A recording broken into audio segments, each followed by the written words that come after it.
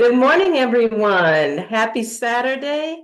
Grand rising to those of you out here.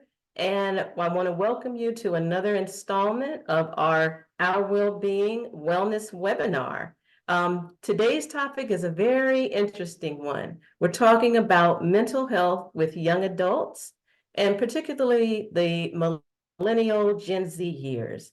As many of you know, May is Mental Health Awareness Month. And we want to focus and highlight a segment of our population that really sometimes people don't understand. They go through the same traumas and ups and downs as we all do, but we want to hear from them today so that they can share good things, things that they may be able to give others advice on, and just have a conversation, that candid conversation that we usually have. So what we're going to do today is I am going to share my screen here, and I will let you all know that we have a plethora of experience on this panel today. So what we do is we just jump in, we have the conversation, we can open it up for Q&A as we go through if others want to jump in from our audience, but we have wonderful people today here. So I'm going to start from my left to right on my screen, and we are going to ask Kalima Overton Amin to start and introduce herself, and then we'll go from there. So Kalima? Okay, thank you, Lisa. Peace and blessings. My name is Kalima Overton Amin. I'm the author of Hidden in Plain Sight. Are You Being Groomed for Love Bombing, Spirit Breaking, and Abandonment? And my book covers the 9 red flags that you're being groomed for abuse, whether it's mental, physical, spiritual, or financial, and 8 steps to recovery. Thank you for the invite. Thank you, Kalima, and welcome again. Kalima is a regular contributor to our wellness webinar, so we're happy to have her again this morning. And if we can have Tegan James. Good morning. My name is Tegan James. I was on the last webinar where we talked about just, I guess, kind of went into the Gen Z millennial experience. So I'm here to speak on that, and I'm really happy to be here. Thank you, Tegan. We are happy to have you this time on camera with us, and hopefully in the future as well. Next is Elijah Lewis. Elijah? All right. Good morning, everyone. Thank you again, Ms. Shepherd. My name is Elijah Lewis. I am the author of Your Jewels in Your Journey. I'm also a motivational speaker as well. Your Jewels in Your Journey, Life Lessons to Lead You to Your Optimal Self is a self-help book helping you be your optimal self despite life's challenges. What I tell everyone is we're all on a journey, and it's important that we have the right knowledge and perspective to be our best selves. And in the end, you find out that not only are life lessons jewels, the people who help you along your journey are jewels. And the most important thing is that you or yourself are a jewel. Because if you don't know who you are, it's hard to know where you're going. Thank you. That is so true. Thank you so much. And Elijah was also our lunch speaker at our March Wellness Conference and did a wonderful job, had a wonderful message. So please remember that name, Elijah Lewis. Thank you, Elijah. Mackenzie B. Hello, my name's Mackenzie Shepherd. Please forgive me for having my camera off for personal reasons, but just like Tegan with the last meeting, coming from a Gen Z millennial standpoint, was there to have, topics and conversations and talk about things such as that. So I am excited to be back for another conversation about it and talking about topics like that. So yes, thank you. Thank you, Mackenzie. And for those who weren't on last time, Mackenzie is our new young adult programming coordinator. So she is coming up with different ideas of how we can reach the young adults and youth population out here for our emotional, spiritual, financial, and physical well-being programming that we do. So thank you again for joining.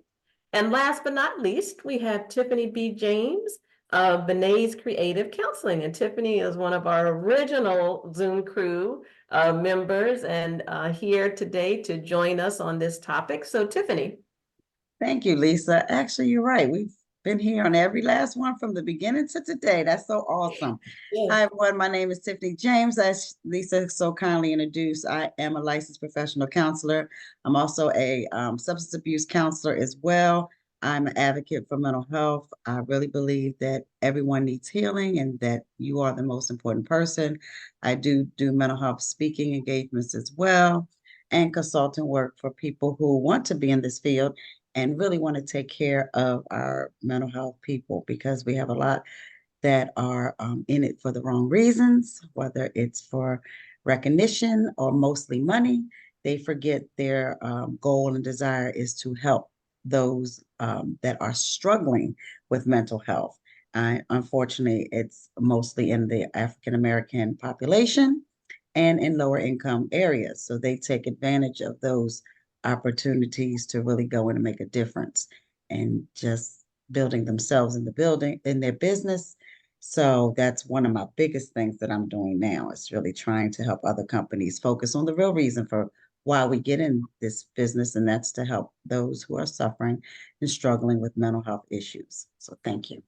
Thank you, Tiffany. And just to note, for those of you who may want to learn more about our strategic network of people that we have for our well-being, you can find Kalima, Tiffany, and Elijah on our website at www.ourwellbeing.net, a brief profile, and also you should be able to link out to their personal websites or information to contact them. If you can't get to that, please let me know, and I certainly will help you to get connected with them. Lisa, I'm sorry. Can I also introduce, because they're going to probably see a little arm or something? This is joining me today is my other, this is my little mini me. My other mini me is on here taking. This is Tiaja, representing also the Gen Z population, Tiaja James. And I will say that my children have gone through this journey with me. So they talk a lot about being a child and going in and working with other children and helping out. And I love it, because they'll come back and say, Mom, remember such and such and how you did this for them or we did that. So they all have very caring hearts and desires to help those less fortunate, as well as are pretty knowledgeable about the mental health area and needs of people. Thank you. Thank you so much. I'm so glad that Tiaja is able to join us today. And we were saying a little bit earlier that we have all the James family on, just missing a couple, but it's so nice to see that. And I know how you feel, because when Mackenzie said that she wanted to help out, it was really something that touched my heart, because she could see my journey and I saw her journey early on. She's the pioneer in our family for us to be able to get well emotionally. Sometimes children lead their parents, and this was a good thing. So to see her join and your daughters join you, it's amazing. And I know that Elijah does stuff with his father, and I know Kalima's son, he's out there with her and on his journey. Although he's still in high school, he still has his own journey. So it takes not only a village, it takes your own family to help you through this. So I appreciate that. And Tiaja, jump in wherever you feel you can get in here. So, but let's start with young adults and mental health. So when I was growing up, there was nothing about going to therapist. You know, you struggled through whatever you did. You didn't tell. The whole saying was, don't let stuff get outside this house. You don't tell what goes on inside this house. And that's how a lot of us in our population, I would say, Gen Xers and above baby boomers, you didn't tell what was happening in your house. You better not tell. So, but these days, our young adults, our millennials and Gen Zs, they're very open and candid about their mental health journey because they want to heal. And now I think it's a big influence on older generations to be able to tell that story and not be ashamed about it. So, Kalima and Tiffany, if you could start us off about older generations trying to hide it, and then we'll move to our young people. Oh, okay. Yes, definitely. Like you said, it was, everything. They would say, don't air your dirty laundry, of course, and kids are to be seen and not heard. So you're not telling what's going on and you're not voicing, any of your concerns. And I think as we move forward, as we move forward, preparing our children to go on to college, this is very detrimental, because we need to be able to have an open space where they can talk to us about some of their concerns going to college. And I tell my niece, like, it's the college is the campus is like a city, and everything that's going on in a major city is going on the campus. And I tell my son, you have people coming from all over, from LA, from New York, from Florida, from out of the country, and they're bringing all of their lifestyles with them.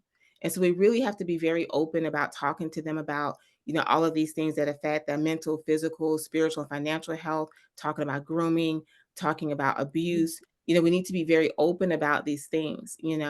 Even with my son now in high school, I tell him, these girls may send you some pictures on your phone that don't belong. And I talk to him about, what is child pornography, and what is the distribution of child pornography. Because if you share these pictures, it's a felony. And so even though, he's in ninth and 10th grade, we have to be very candid and open and talk to our children about these things, and not be judgmental. Sometimes I'm driving and my son tells me stuff and I'm like, what? But I just keep a straight face. I keep it, because the more you react, the more they pull back.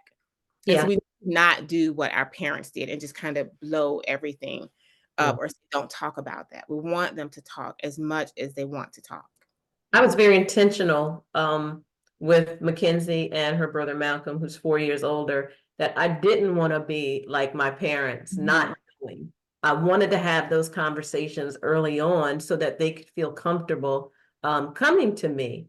And I think it's very important. And when you can break that cycle. You don't have to stay in that cycle. You can break that cycle. You can have those conversations. And like some things it was like, oh, I don't want to hear this, but I have to hear it in order to help them and make them feel comfortable that they can speak out freely. So I definitely agree with you on that. Tiffany?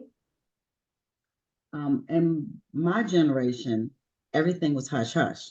So even if you saw something, because I was an abused child, so I knew other people saw it, but no one would say anything. So not only did you not take it outside your house, people didn't get involved too much in things like that back then. They let it be a family thing. They didn't really report like we do today. And I didn't have anywhere to go. I didn't know about therapists. I didn't know about counselors. I didn't know that there was somewhere that I could go to be safe. So I would definitely say that in my generation, none of my friends did either, and I kept it quiet, and they didn't ask questions, and they could see it, but they didn't ask questions. And those that are very, very close to me, they would kind of brush it off because they didn't know how to deal with it either. So we just didn't talk about it. And it is really unfortunate that when things like that happen, that you have to hold all of that toxicness inside and all that hurt and pain for so many years, because that does definitely contribute to who you are. And so it takes years to undo things that you have learned, behaviors that were taught, things that you are a part of now. And back then, no one talked about it. And if they did, it wasn't to bring up mental health at all. Oh, they have a problem. Don't worry about it. My clients come to me all the time and say they've been touched, so many of my clients. And I know right away when they talk about certain things, and I'm like, well, did you tell anybody? Well, no, I didn't, because I was scared. I was scared that my dad would do this, or I was scared that nobody would believe me. And those who did tell, their parents kept it quiet. Oh, well, that's just your uncle. That's just your grandfather. Don't tell anybody. And that's so dangerous and so damaging to what we become today. So in our Gen X generation, we have a lot of trauma, a lot of things that we are still unpacking and still trying to heal from our past. So I can't even imagine what our parents had gone through and what they had to keep inside too. So for our generation, that's what I experienced. That's what I know now from those who come into my office that are my generation and older, that they were going through the exact same thing. Wow. Tegan, Mackenzie, and Elijah, from your perspective as millennials and Gen Zs, and Tiaja, jump in where you want to. when did you first realize, or how growing up, was mental health a conversation among your friends? How you guys can, help to heal yourself with mental health? How did that evolve in your generations? Um, so I would say I just wanted to piggyback off of you guys' conversation about um how to this day, like a lot of adults are still unpacking things from their childhood. I think that is going to be like a trend for a really long time with people because mental health is now, it has come far, like the conversation, but it's still going to be, there's a lot of like stigma that comes with it. So there's still some unpacking to do with just that in general. Now back to your question about I guess mental health. My mom's a therapist.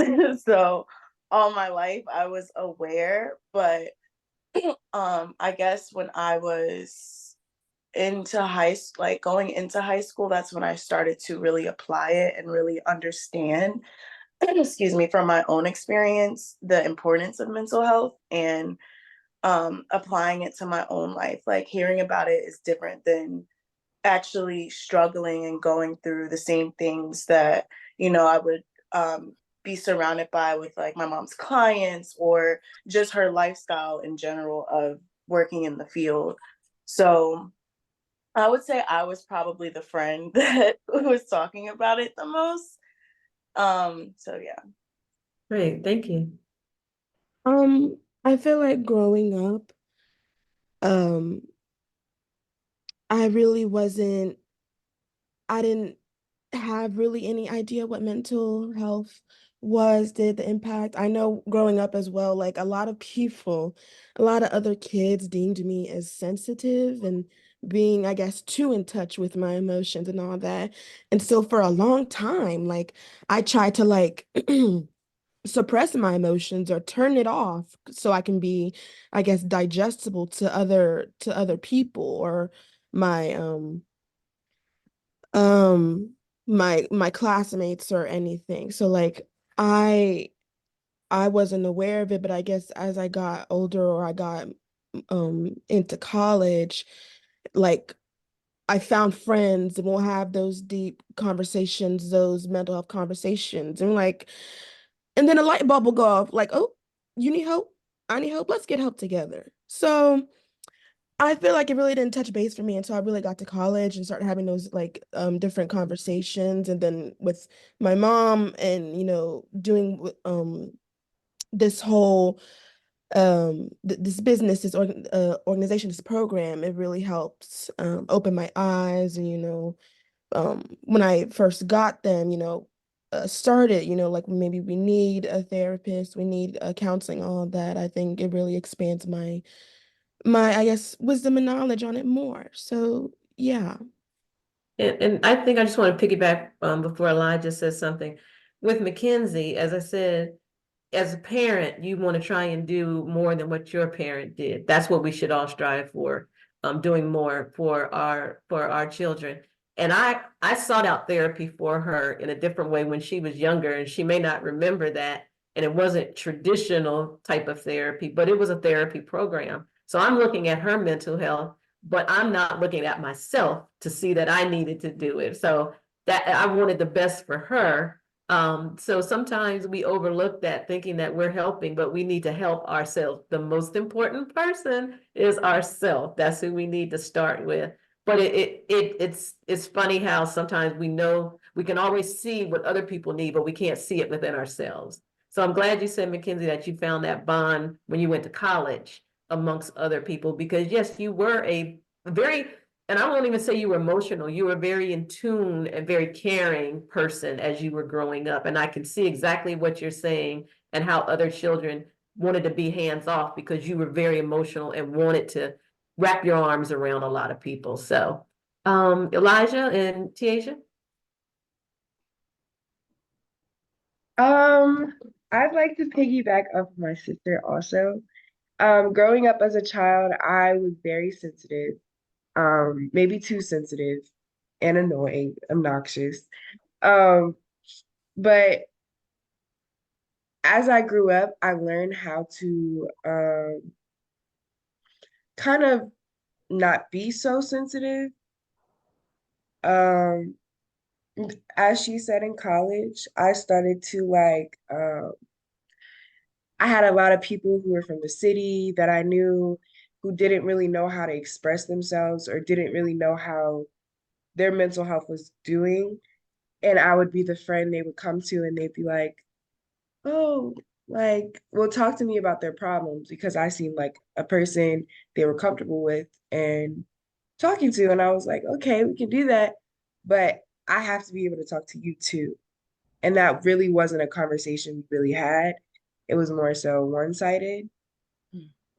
So I feel like in my generation, people tend to want to talk about it, but it's never really a key subject in conversations today. Wow. Thank you. Thank you. Elijah? Well, to pretty much piggyback off what everyone else said, as a millennial, I didn't really hear a whole lot of conversations about mental health. For me, I think I was still part of that generation where we felt like we could kind of either pray our way through our problems or we could turn to something like drinking or smoking or whatever it was. I talked to a lot of like my friends from high school, and I think what I realized is we understood there was some trauma going on around us, but I just don't think we could able to comprehend it quite like I think Generation Z has. And what I applaud about Generation Z is to me, I think they're the first generation to almost hold up the mirror and say, hey, there's something wrong that we need to talk about. We can't keep dancing around the subject and not address the elephant in the room. And I like that because what I think Generation Z did was make us millennials, baby boomers, and Gen Xers look at the child that's inside of us and address the healing that we need to take care of. Trying to pretty much piggybacking what Mackenzie said, we have to take care of ourselves first. Because what I'm learning now is the experiences that you go through in childhood really do impact you as an adult. And even through like the process of me like writing my book, there were some things that I thought I had gotten over years ago that I didn't quite understand until I took that time with myself. So I have to really give a round of applause to the Generation Zers because they're the ones who are saying, hey, we need to put our mental health first as opposed to trying to just tough our way out of it. Because if you don't learn from your past, it doesn't matter how far you try to learn from it, it's still going to affect you until you put the time in to work on it and ultimately be your best self. So I really have to applaud Generation Z for making us all focus on our mental health moving forward. And that's amazing. Thank you for that, because a lot of times I think older generations look at millennials and Gen Zers as the same. And you just pointed out just there are differences in just those few years. I have both a millennial and a Gen Zer in our house. And when you said that, I can see the difference. You're right. The millennials are still working through, or were working through that balance with alternative ways to heal themselves. I'll call it alternative ways to heal themselves. But as they get older, and you're 27, Elijah, or 28? 27. 27. But as you get older, you're finding those other ways. And like you said, the Gen Zers are already there at a certain point where they're gonna step into that pathway of therapy, and not feel shamed about it. So we talked about the high school years. Let's get into the college years and some of the things that you have experienced, and you all experienced during college. We have some who have graduated. We have some who are still in college. Um, did you find it's still peer pressure in college? And how did you navigate that when you really wanted to stand up for something, but everybody around you was doing something different than you wanted to do? And did you have outlets on your campuses to be able to go to counseling or anything like that? Anybody can jump in. So forgive me for having my camera off. I'll be back in just a moment. But I can speak. So I have done 2 years in college. And the first college that I went to, I've transferred to two different schools. But the first year of college was, it wasn't, it was kind of a culture shock, but more so of a culture shock when I went to the city. But the first college that I went to was predominantly white. And I found most of like my support with, finding like the Black Student Alliance, us having open conversations just about just being the minority. But also, I went to an arts high school, so I was very comfortable and confident with, saying how I feel and expressing myself. So I didn't really have that peer pressure or have that, I guess, that fear. And then also when I went to the school in the city was way different. I found myself a little bit more, felt like I was more sheltered. I felt like I was a little bit too vocal with, either standing up for myself or standing up for my peers or just being unapologetically me. So I think it was just a difference in like the culture on campus, which made it a little bit more difficult, from those two different places. Mhm. Great. Thank you. Um, I guess in college, I really found like, I guess, comfort and like, is it solace or um in my department because um I'm an actor and so when I went to VCU which is I predominantly a white institution PWI I would say I would find I would usually be all um around the arts department a lot more, the theater department a lot more, and I would find comfort in there, but also I would like to say there is kind of a disconnect between, the POC artists and the white artists. Like even though I would try, I would get to like know everybody and get to know about everything, but I feel like gravitational wise, like I'm always ending up finding more of myself, like in other uh um Black artists, POC artists and everything. And when it comes to like certain things like we can agree on and like we have the same views on or same experiences, it was very comforting to know that it was an outlet, when we needed each other and all that. Because I feel like there would be a lot of things in the department that just didn't make sense or wasn't really I guess acceptable.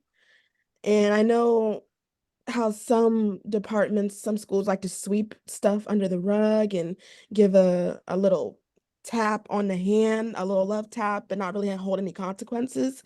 So it was really kind of like, um, I guess, feel good knowing I'm not the only one, us thinking this way or feeling some type of way about it. But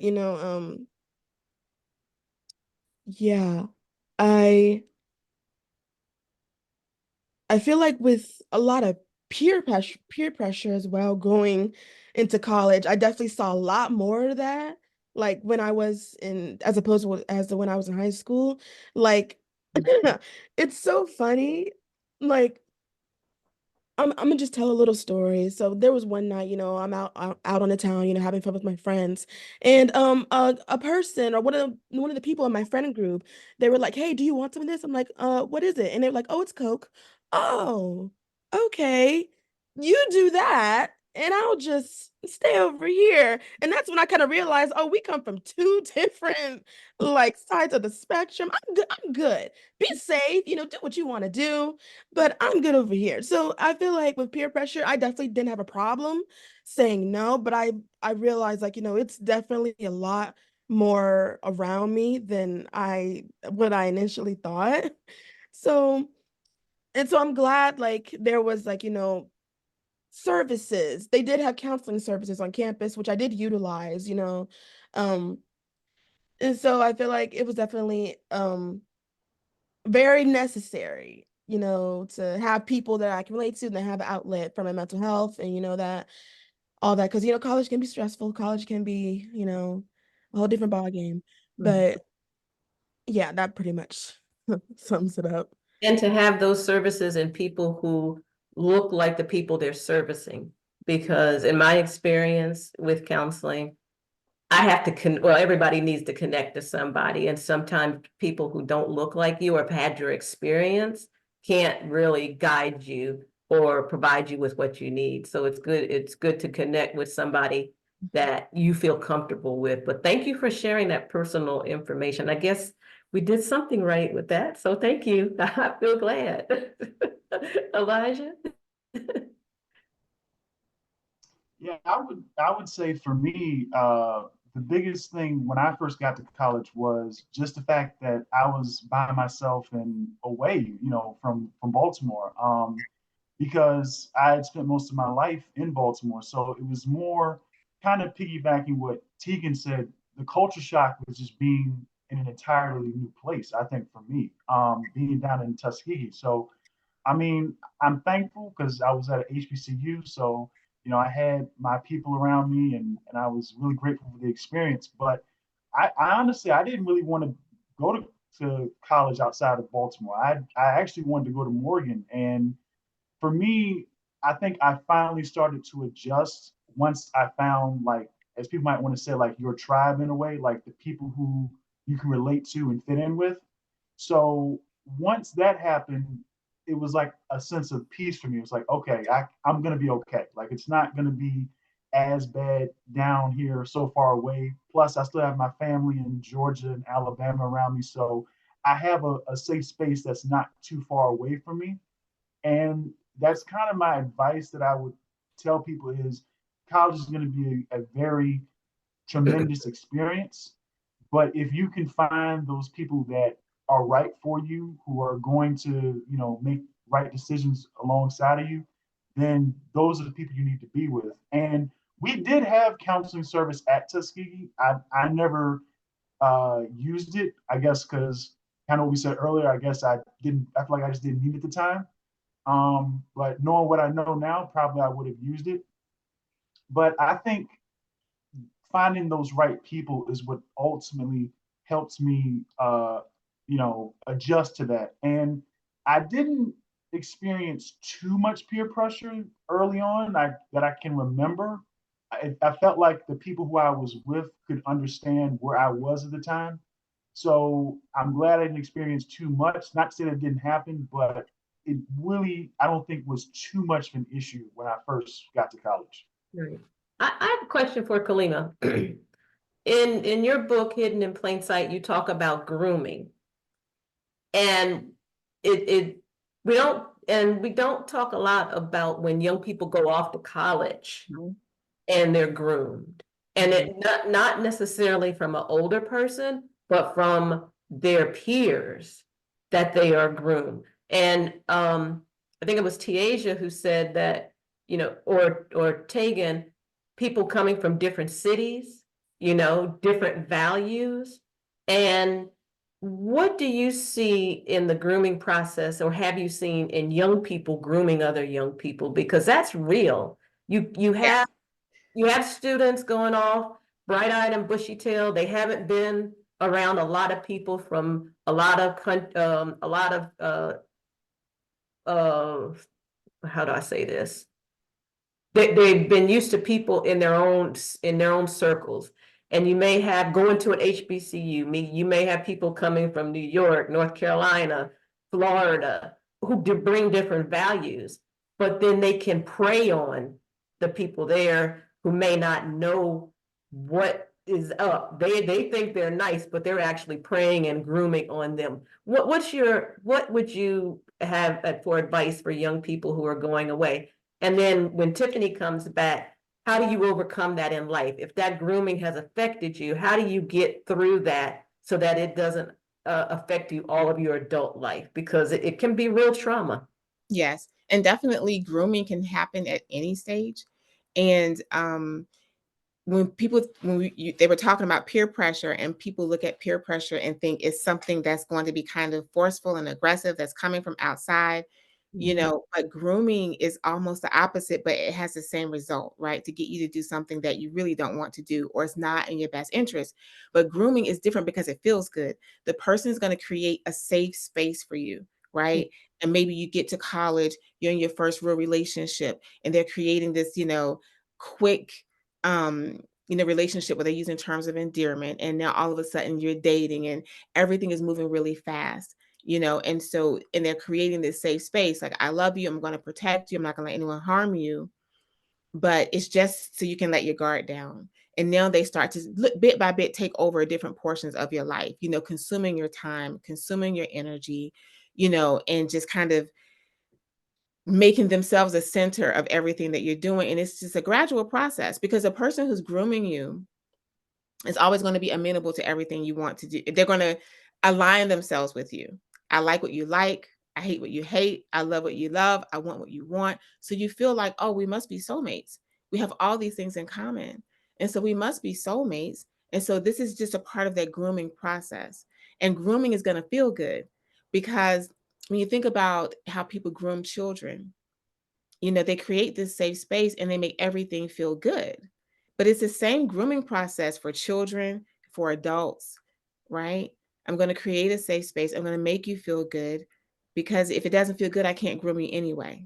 If someone walks up to you, it's kind of like, and some people say, how do they end up in this abusive relationship?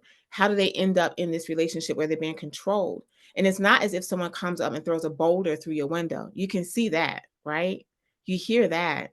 But it's like little pebbles being thrown at your window off and on. Little things that just don't, little places where they kind of take over your life. And then the pebble is thrown and it goes away. And then now you're used to hearing this tick, tick, tick, and it becomes a part of your everyday thinking, right? And now you're completely consumed and groomed and controlled by this person. But it's not that the person came up and threw a boulder through your window. Nobody comes up and hits someone in the face and say, I love you. It doesn't start out that way. And so we really have to really think about, when we're talking about peer pressure, and remind people on the other side of that is that grooming, that makes you feel good on the front end. If someone says you're perfect for me, I've been looking for you all my life, and out of the gate is all of these accolades and love, and the love bombing, bringing, gifts and just constantly complimenting you. This is a problem, right? And this is a part of the grooming process. You shouldn't be embarrassed with it, because it happens all the time. And you may not have the tools, because sincerely in your heart, you may see this person, but you don't know the nefarious side of somebody else. But you can work through that. You don't have to stay in that place. And Tiffany, if you could talk about, how do young people work through that? If they've gone through that, how do they start to work through that and not feel embarrassed, or know that, or think that, how did I let that happen? We all do it in some way, shape, or form. As you get older, you'll find that. But what advice would you give? Talking about it is the key, but I definitely want Tiaja to go, because she has an experience as a freshman too. This is great conversation, because parents can prepare you as much as possible for college, but when it comes to you and when you start to actually be in it, it feels different. Yeah. So I thought, I gave them the tools, but coming back and hearing the different stories from my children, I even felt that I didn't open up, or I wasn't vulnerable enough, or I didn't give a safer space for them to come and talk to me about traumas that might have happened, and not making them feel ashamed. That's something that we do too, because we try to equip them so much that they feel like, I let my mom down. I let my parent down because I messed up. Or, how did I let this happen to me? I should have known better. I should have seen the signs. Well, how did I get so deep into this? But I'm sorry. Go ahead, Tia. You tell your experience. For me, I go to Virginia State, and Virginia State likes to do a lot of mental health awareness, but they don't introduce it enough, and they don't introduce it in the right ways. Like, for example, we've had a meeting beforehand we had a lot of gun violence, a lot of fights going on, and we had a meeting, and it was only for women in the school. It was only for the women. And we had a conversation on how we could change the fighting habits, but there was more problems than just that. There was more mental health problems. There was more to talk about than just fighting. And we had a conversation with a lot of the counselors, and a friend of mine had mentioned, like, how are we supposed to feel comfortable talking to you all if we're not being heard? And I kind of took that as like, we need to do something better, because a lot of females in college struggle with communicating with people that are our counselors and are our people that we need to talk to. And it's very hard because they don't really show that they really care. Yes, they say it because it's supposed to be the image of Virginia State, and it's supposed to, like, you know, yeah, be a support, but it wasn't introduced the right way. And for me, I've had experience with a friend group that I thought was my friends, but in actuality, they were, I don't want to say using me, but using me. Like, using me for my energy, using me for the person that I am. There has been problems that I've done, but it was also more so they came from different areas of the world, like New York, the city, and I wasn't used to that. I was used to the suburbs and being all bubbly, and I feel like college had, like, mm, not watered me down, but my light wasn't as bright. Wow. Wow.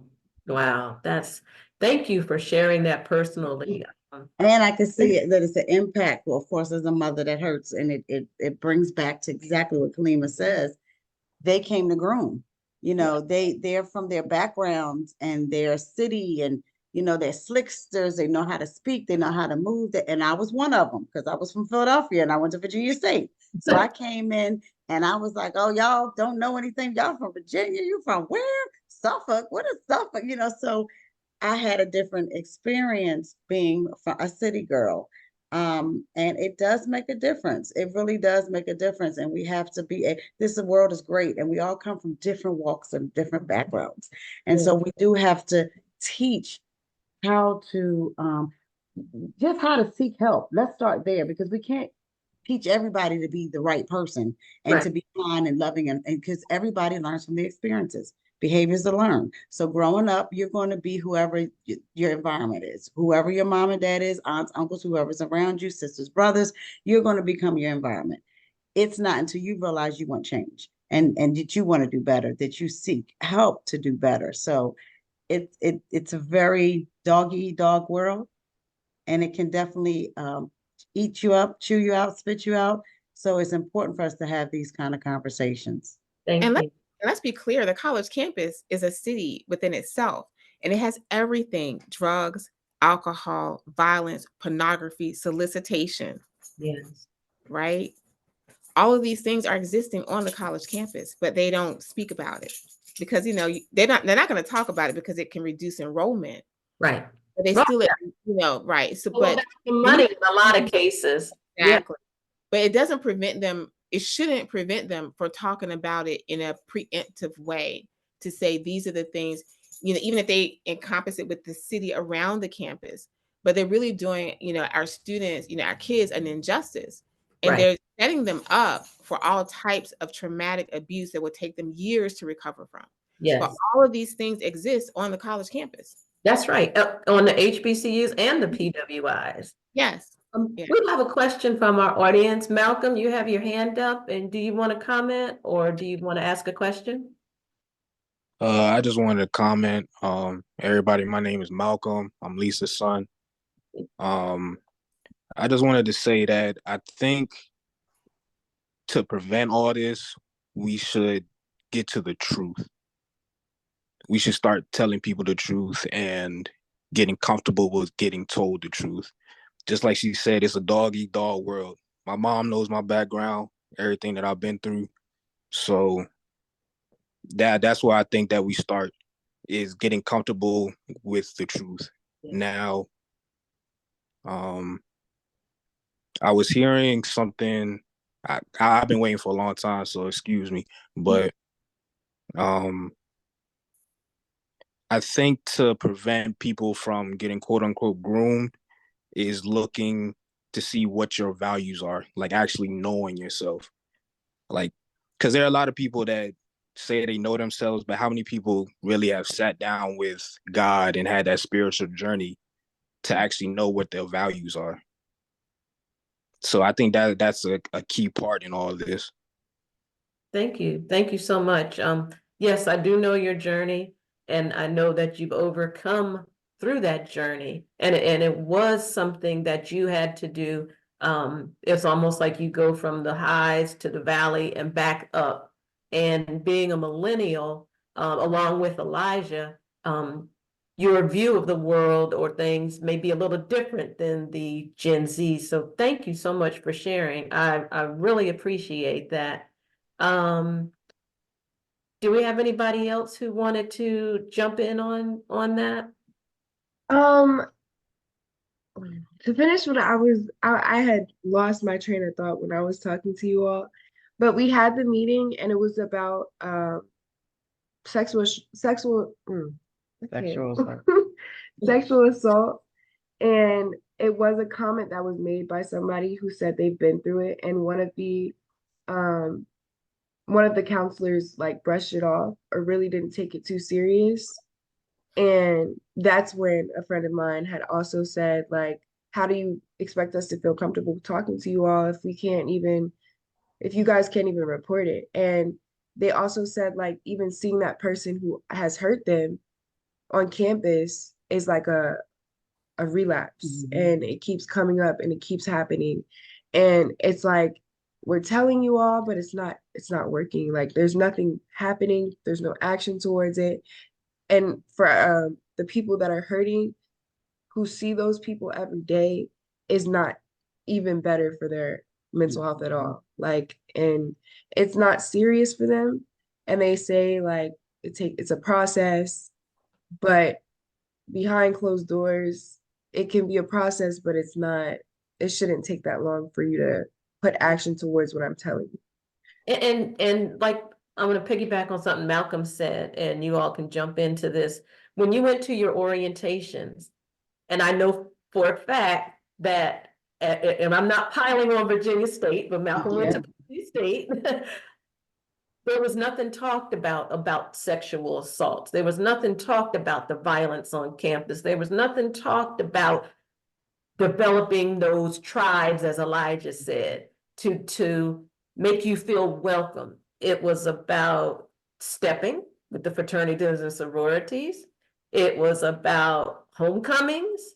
It was about the fluff stuff that attract people on the surface, but where are the underlying infrastructures put in place that maybe you're not a part of this, maybe you don't feel comfortable? How can we help you if you need that help? And I think with orientations, that should be a big part of telling the truth, as Malcolm said, because not everything is going to be rosy when you get to college. Some people are leaving home for the first time. They may not know where to turn. They may get into those wrong tribes. And like you said, Tiaja, people use you for your energy. People use you for your money. People use you for their status. They may feel that they can get farther if they're aligned with you. But I know, and I went to a PWI, Towson University, so I didn't have the HBCU experience. I only had it through my family. And the one thing with the PWI was they didn't do all of that, but they didn't provide me the support. And I didn't see a lot of people that looked like me. So it was hard for me to be able to tell my child when he went to a HBCU, this is what you need to watch out for. Because I didn't see that side. I saw the positive side from my family. And they probably went through it, but they didn't say anything. So and then we have the female male. Tiaja, you said they only had the females. Where were the males? Where was the support system for our Black men? It's an imbalance. And we still need to get over that. It's not just one or the other. Black men suffer just as much as Black women. And I And- want to ask them a question because, you know, when we were in college, there were no co-ed dorms, you know, and Miss Lynn locked that dorm at 11 o'clock and nobody's coming in or out, right? And during the week, it was 10 o'clock. And State University. no one's coming in or out. And so at least, you know, when you're out and about, if you're at the game and you're at the step show and this, and someone's bothering you, you could go into your dorm and then that's it. It's shut down, you know, and you have a safe space. So I want to ask them, like now that almost all the campuses are co-ed, and you know, how do they feel about really, or maybe they don't even realize about how it used to be, Mhm. you know, and you don't have that safe space because no one was getting past Miss Lynn in that Mm-mm. door, you know, Mm-mm. and we couldn't even leave if we wanted to. And so, but it was for our own protection. But how do you all feel with this co-ed situation? You know, how does that feel for you? Do you have no safe spaces? For me, uh, hmm, we do have safe spaces, but again, they're not highlighted for Virginia State. They're not as popular as the orgs or any And of that. the I'm org? sorry. They're Yeah, not, the orgs. what is, Like the organizations like oh, fraternities, no, I mean, sororities.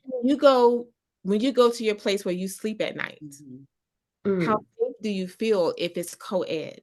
Because when we went to our dorms, it was only girls and the dorms were locked and no one could Yes. come inside, Mhm. you know, and even Um, come and patrol the halls, Mhm. right? mm, So there was no one inside there but us, but girls, right? So I'm saying when you go to sleep at night, how do you feel safe in that space? Or when you're coming and going, you know, how does that feel for you? Would you prefer co-ed or would you prefer having single sex living space? um, for me, it doesn't bother me. We have security too, if anything happens. So I feel like that was a safety aspect for me. So I felt comfortable. Okay. There are still some there's still some living quarters where it's just female dormitories and male dormitories. So it's not all co-ed.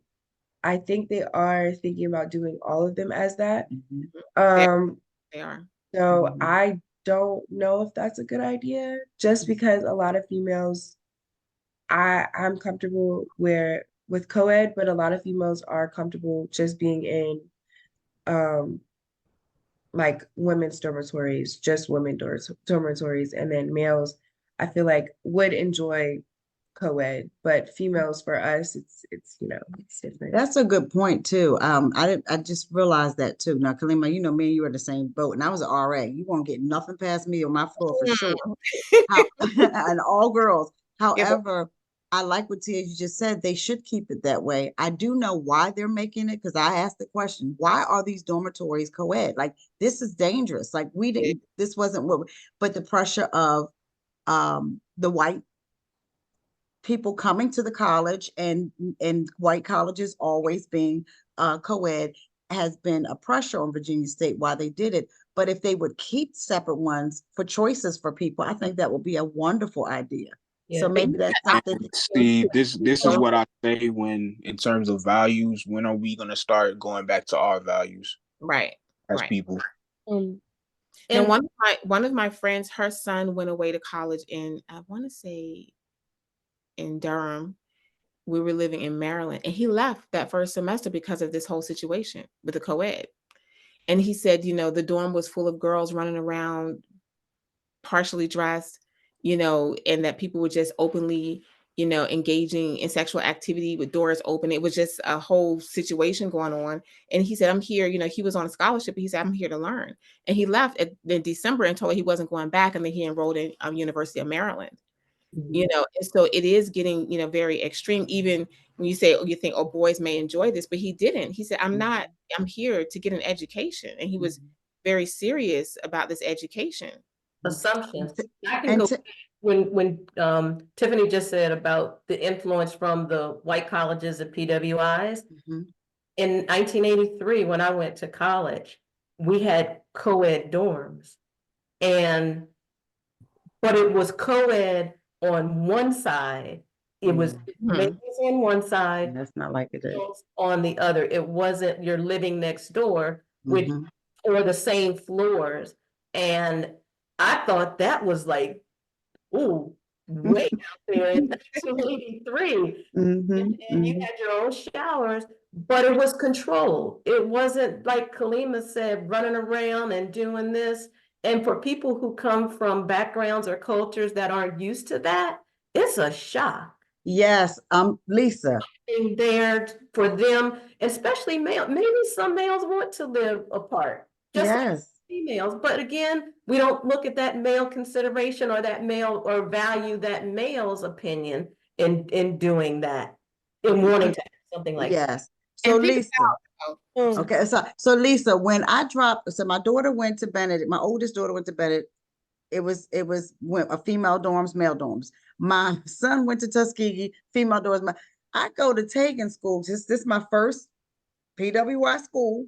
And I'm like, Tegan, wait a minute. Why are these men on these floors? So Tegan, can you express how you felt when you were in a co-ed dorm like that? I don't think I'm not gonna say I don't think it bothered me. I think I was more so how do I say more so excited. And I say that in a way of um of things moving a little bit forward and things being more I guess you could say not inclusive, but different. Like we're going towards something that isn't going to be taboo and that we're all going to live in harmony, everything's going to be fine. Like I don't think the seriousness and the intensity of what could happen, or like I don't think that really like ran through my mind because I was so excited. But my experience there with it being co-ed and not having that protection, that extra protection from RAs, from the school, from my peers, not having that protection definitely affected me further down the line. And I don't think I put two and two together of just feeling safe there with the whole co-ed situation. But going into it, I think I was bright-eyed, bushy-tailed, like everything's gonna be fine, like this is great. And then reality kind of kicked in about because like I said, I went to arts high school, everything was inclusive, everybody was loving and accepting, and coming out of that and going into the real world and realizing like as much as I feel the world should be this way, people should act this way, all that stuff is out of the window. Like this is real life. So yeah. but And what not a lot of other people understand about life is that there's a yin and a yang to every decision. So that's where that is a part in this. I wanted to say, Tegan, that what you were feeling was normal. The excitement, this is great. It's something new. I'm moving towards something different, something more adult. But that was a normal feeling about that. But what happened was the guardrails that should have been placed around you by the adults was not there. Right. Because you should feel excited about that, right? Because it's different, but there should be guardrails to protect you so you can be safe in your excitement. And that's the piece that was missing.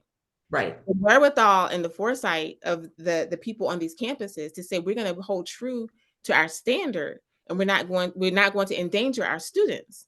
Right. And we're going to provide them this excitement in a safe space and But provide when I just I just want to go ahead and say something here. When are we gonna go ahead and I know people sometimes, because I didn't get it from my parents, and I just want to say this. When are we going to teach our children about the real world and not rely on somebody on the outside to do that for us?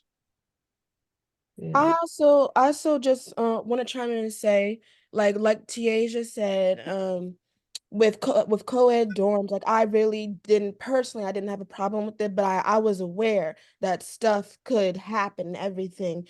For an example, like in the freshman dorm, like maybe about 2 years ago, when they were co-ed dorms, and there was an instance where one of the girls' dorms, like the one of the boys or a group of boys would pound on their door like every night trying to be funny. They would break the hinges off their doors and everything, literally. And like the girls, they told the school, and the school, as expected, did nothing. They even asked like the girls, if you don't feel comfortable, how about you leave? And no consequences, no repercussions for the boys. So it's just like those are definitely one of the downsides when it's coming to co-ed dorms. But personally for me, it was fine, but it still doesn't take away from the fact that it does happen. And yeah. So Elijah, if you want to say something, I know we're at time, and I'd like to invite everybody back for a part 2 next month because we didn't get to all of our topics.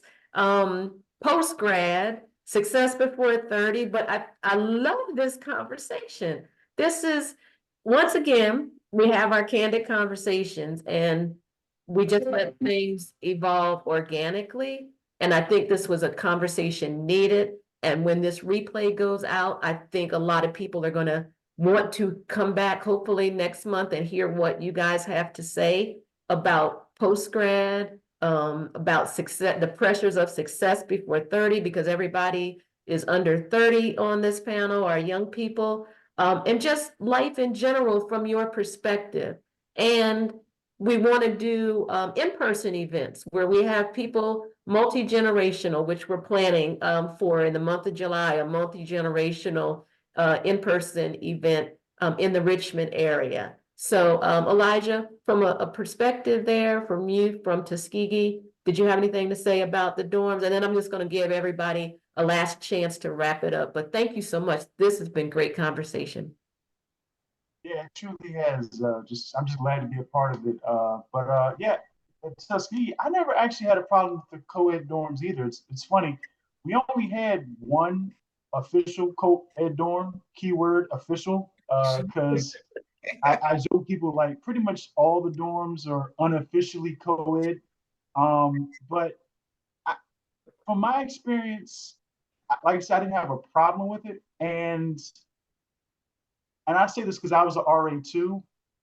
Like we had to like do programs about sexual health and sexual assault and things like that. But I think with co-ed dorms, I think the emphasis needs to be placed a little bit higher as opposed to just single dorms because you're in the space of sharing, both genders. But I think also we should probably tell our young folks, especially whether they're in a co-ed dorm or not, that if they see something, they should say something. Whether it's not even doesn't have to necessarily even be that person who's being harmed or whatever. It could be something that you saw, something that went down that needs to be reported. Because if we don't take that time to tell people what happened to someone that we know inside the space we live, it's going to continue and keep going and going and going. And it goes back to what we said earlier about what stays in this house stays in this house. Well, now it's what stays in this dorm. What happens in this dorm stays in this dorm, and that's not right.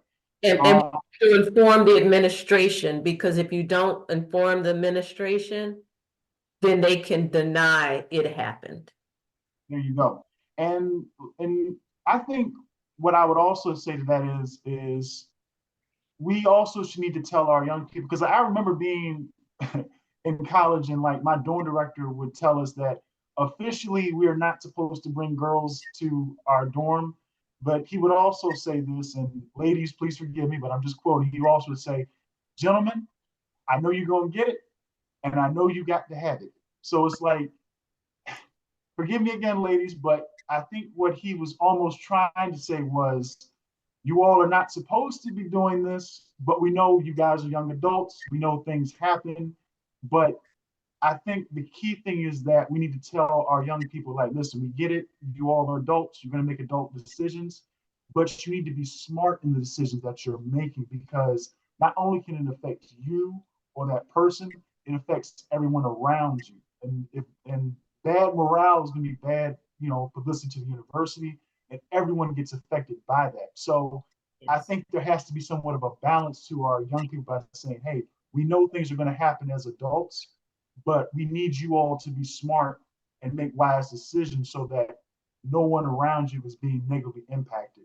And like I said earlier, if you are seeing something that's wrong, either that happened to you or maybe your friend or something like that, that you need to let people know so that that person can be handled with, and that they're not bringing any harm to anyone else on campus around you. Wow.